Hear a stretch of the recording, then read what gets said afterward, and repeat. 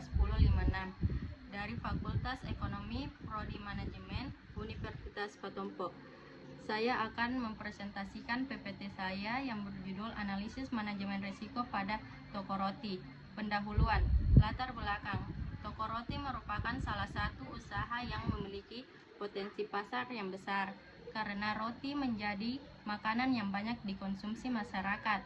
Namun, dalam menjalankan usahanya, toko roti menghadapi berbagai risiko yang dapat menghambat kelangsungan bisnis seperti kenaikan harga bahan baku, kerusakan peralatan produksi, hingga penurunan permintaan pelanggan. Alasan pemilihan organisasi mudah dijadikan objek analisis, memiliki risiko operasional, keuangan, pemasaran, dan SDM. Cocok untuk penerapan manajemen risiko. Pentingnya manajemen risiko: mengurangi kerugian usaha, menjaga kualitas produk, meningkatkan kepuasan pelanggan, dan mendukung keberlangsungan bisnis. Profil organisasi. Nama organisasi Toko Roti. Jenis kegiatan: memproduksi dan menjual berbagai jenis roti, kue, dan minuman. Produk atau jasa: roti manis, roti tawar, donat, cake, kue ulang tahun, dan minuman. Tujuan organisasi: menyediakan produk berkualitas, memberikan pelayanan terbaik kepada pelanggan, meningkatkan keuntungan usaha, mengembangkan bisnis secara berkelanjutan. Identifikasi risiko. Risiko operasional: kerusakan oven atau mixer, keterlambatan produksi, gangguan pasokan listrik. Risiko keuangan: harga tepung dan bahan baku meningkat, penurunan penjualan, arus kas tidak stabil. Risiko SDM: karyawan tidak disiplin, kurangnya keterampilan membuat roti, tingginya pergantian karyawan. Risiko pemasaran: persaingan dengan bakery lain, perubahan selera konsumen.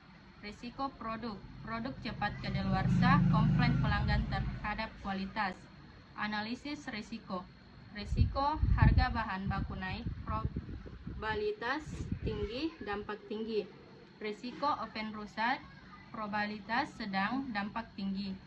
Risiko penjualan menurun, probabilitas tinggi, dampak tinggi. Produk tidak terjual habis, probabilitas tinggi, dampak tinggi. Risiko karyawan keluar, probabilitas sedang, dampak sedang. Hasil analisis. Risiko dengan dampak terbesar adalah kenaikan harga bahan baku dan penurunan penjualan. Risiko operasional juga perlu mendapat perhatian karena dapat menghambat proses produksi. Evaluasi risiko. Tingkat risiko. Tingkat risiko tinggi, risiko harga bahan baku naik, penjualan menurun. Tingkat risiko sedang, risiko oven rusak, produk tidak habis terjual, karyawan keluar. Tingkat risiko rendah, gangguan operasional kecil. Strategi penanganan risiko. Strategi avoidance: penerapan menghindari pemasok yang tidak berkualitas. Strategi reduction: penerapan perawatan rutin oven dan mesin produksi. Strategi transfer: mengasuransikan aset usaha. Acceptance: penerapan menerima risiko kecil dengan pengawasan.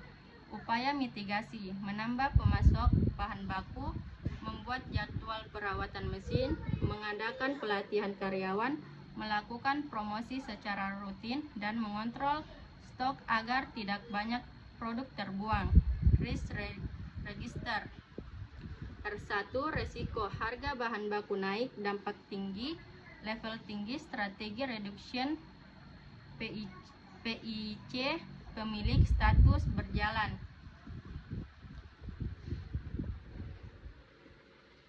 Risiko penjualan menurun, dampak tinggi, level tinggi. Strategi reduction PIC, marketing status berjalan. Risiko oven rusak, dampak tinggi, level sedang. Strategi reduction PIC, produksi status dipantau. Risiko produk tidak habis terjual, dampak sedang, level sedang. Strategi reduction PIC, gudang status dipantau. Risiko karyawan resign, dampak sedang, level sedang. Strategi acceptance PICHR status berjalan.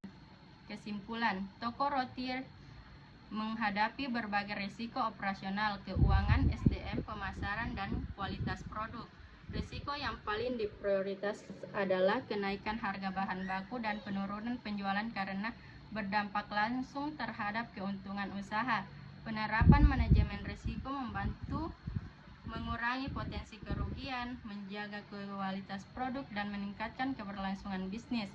Risk Register menjadi alat penting untuk memantau dan mengendalikan setiap risiko yang telah diidentifikasi. Rekomendasi: menambah alternatif pemasok untuk mengurangi ketergantungan pada satu pemasok, melakukan perawatan mesin produksi secara berkala, menyusun SOP produksi dan pelayanan pelanggan, meningkatkan promosi melalui media sosial dan layanan pesan antar, memberikan pelatihan rutin kepada karyawan mengenai kualitas produk dan layanan, dan melakukan evaluasi risiko secara berkala untuk mengantisipasi perubahan kondisi usaha.